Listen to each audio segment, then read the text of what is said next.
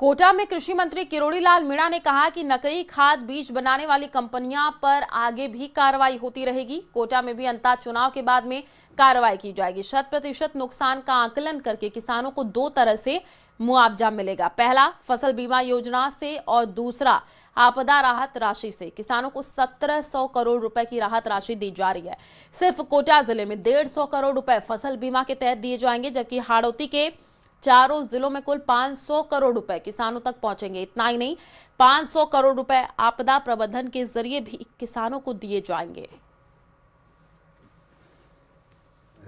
जो मैं आपको अचानक बुलाऊंगा तो आपको पता लग जाएगा कि यहाँ भी गड़बड़ चल रहा है। आपने और जो खड़ी है उसको हमने 100% नुकसान मान लिया। यहाँ हमने 50% से 90% तक का नुकसान उसका कृषि विभाग ने आकलन किया है। खान विभाग से बड़ी खबर है। खान विभाग में सीएम भजनलाल की बड़ी पहल। राजस्थान देश के माइनिंग सेक्टर में अग्रणी प्रदेश। 8 प्री एम्बेडेड मेजर मिनरल ब्लॉकों की नीलामी शुरू। जरूरी अनुमतियां प्राप्त करके 8 मिनरल ब्लॉकों की नीलामी। तो ये बड़ी खबर इस वक्त आपको बता रहे हैं। खान विभाग से जुड़ी हुई जानकारी है। सीएम भजनलाल की ये बड़ी पहल मानी जा रही है। राजस्थान देश की माइनिंग सेक्टर में अग्रणी प्रदेश और 8 प्री एम्बेडेड मेजर मिनरल ब्लॉकों की जो नीलामी है वो शुरू। जरूरी अनुमतियां प्राप्त करके 8 मिनरल ब्लॉकों की नीलामी।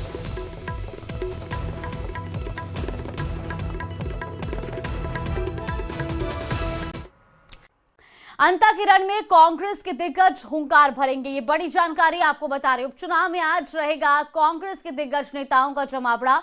तो पूर्व मुख्यमंत्री अशोक गहलोत आज शाम 12 पहुंचेंगे।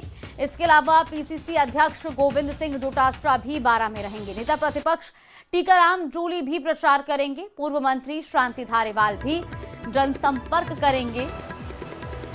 तो ये बड़ी खबर आपको बता रहे हैं। अंताकिरण में कांग्रेस के दिग्गज हुंकार भरेंगे। पूर्व मुख्यमंत्री अशोक गहलोत आज शाम 12 पहुंचेंगे और कांग्रेस प्रत्याशी के समर्थन में प्रचार प्रसार करेंगे। इसके अलावा पीसीसी अध्यक्ष डोटासरा भी 12 में रहेंगे। पूर्व मंत्री शांति धारीवाल भी जनसंपर्क करेंगे। और फिलहाल ये 6 तस्वीरें आपको टीवी स्क्रीन पर दिखा रहे हैं। पूर्व मुख्यमंत्री अशोक गहलोत आज एक तरफ जहां 12 पहुंचेंगे, प्रचार प्रसार करेंगे, तो दूसरी तस्वीर है पीसीसी चीफ की, जो लगातार अंतर उपचुनाव के मद्देनजर प्रत्याशी के समर्थन में प्रचार प्रसार कर रहे हैं, जनसंपर्क कर रहे हैं। इसके अलावा नेता प्रतिपक्ष भी लगातार इसकी कमान संभाले हुए हैं और प्रचार प्रसार में जुटे हुए हैं। तो ये अलग अलग तस्वीरें आपको दिखा रहे हैं।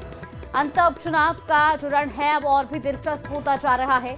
अब पार्टी प्रत्याशियों के समर्थन में उनके दिग्गज नेता मैदान में हैं। फिर चाहे बात भारतीय जनता पार्टी की करें या कांग्रेस की, आज कांग्रेस के भी दिग्गजों का जमावड़ा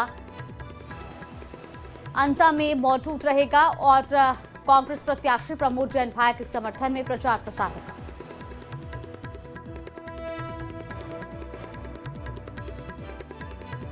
पौने 2 साल में पहले जो विधानसभा सदस्य के जो चुनाव हुए और जनता को गुमराह करके भारतीय जनता पार्टी ने अपना जो मकसद हल किया,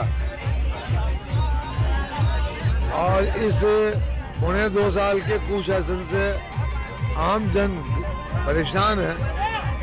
हमारे कांग्रेस की सरकार के समय हमारे लोकप्रिय नेता गहलोत जी ने जो जन कल्याण की एक से बढ़कर एक योजनाएं जो लागू की थी, इस सरकार ने चाहे चिरंजीवी योजना हो 25 लाख तक का निःशुल्क इलाज, चाहे खाद्य सामग्री के निःशुल्क पैकेट की योजना हो, साथ ही बिजली के बिलों में छूट, पेंशन, वृद्धावस्था, विकलांग, परित्यागता बुजुर्गों की जो पेंशन का बढ़ाना, एक से बढ़कर जो एक जन कल्याण की योजनाएं लागू की, इस सरकार ने या तो उन पे केजी चलाने का काम किया या उनको बंद करने का काम किया।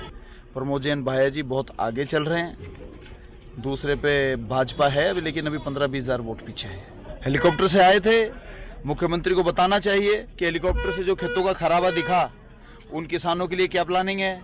अभी डीएपी यूरिया की शॉर्टेज आ रही है, उसके लिए उनकी क्या प्लानिंग है।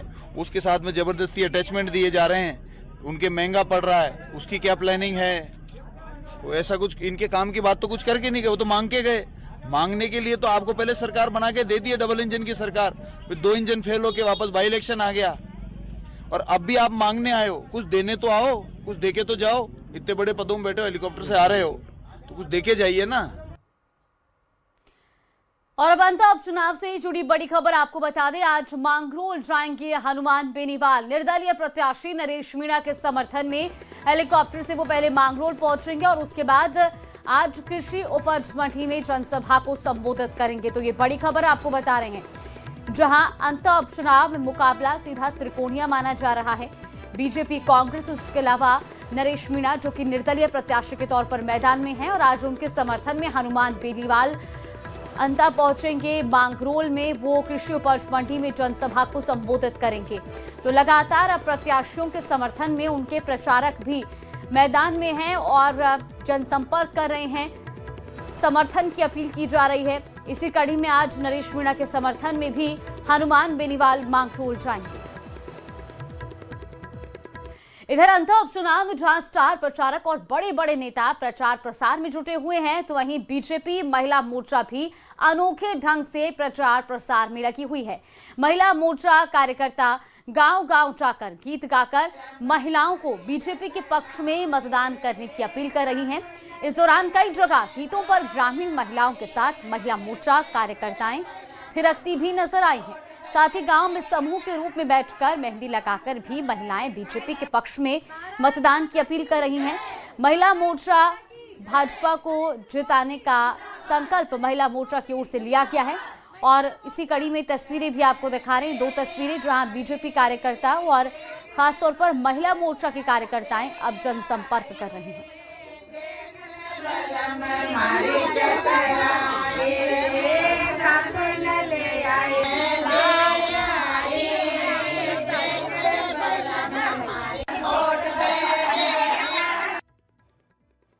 रखा है कि हम कमल के फूल को खिलाएंगे। जिस तरह से हमने पहले चारों विधानसभा में कमल का फूल खिलाया था, इस बार भी हमारा कमल का फूल खिलेगा। कार्यकर्ता एकजुट से काम कर रहे हैं और मैडम के आने से एकजुट से सब मन से लगे हुए हैं और एक साथ मिलकर भारतीय जनता पार्टी को जिताएंगे और कमल का फूल खिलाएंगे। जबकि बीजेपी ने अंता के रण में पूरी ताकत झोंक दी है। कल खुद सीएम भजनलाल शर्मा चुनाव प्रचार करेंगे। अंता में सीएम का रोड शो होगा और इस दौरान बीजेपी के प्रदेश अध्यक्ष मदन राठौर और पूर्व मुख्यमंत्री वसुंधरा राजे भी मौजूद रहेंगी। तो बीजेपी प्रत्याशी मोरपाल सुमन के लिए समर्थन जुटाने का प्रयास किया जाएगा। ये बड़ी खबर आपको बता रहे हैं। तो अंता का रण अब बेहद दिलचस्प होता जा रहा है, क्योंकि अब प्रत्याशियों के समर्थन में स्टार प्रचारक लगातार मैदान में जनसमर्थन जुटाने में लगे हुए हैं। मुख्यमंत्री भजनलाल शर्मा बीते दिनों भी अंता के मांगरोल में रोड शो करने पहुंचे थे और अब एक बार फिर वो अंता में रोड शो करेंगे। उनके साथ पूर्व मुख्यमंत्री और बीजेपी प्रदेश अध्यक्ष भी मौजूद रहेंगे।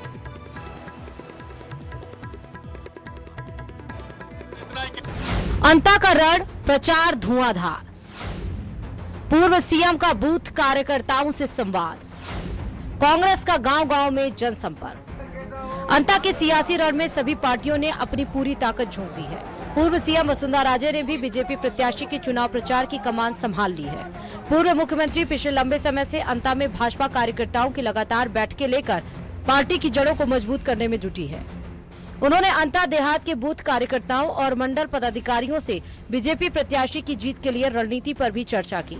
उनके साथ साथ चुनाव प्रभारी सांसद दुष्यंत सिंह भी लगातार ग्रामीण इलाके में कार्यकर्ताओं से जनसंपर्क करने में जुटे हुए हैं।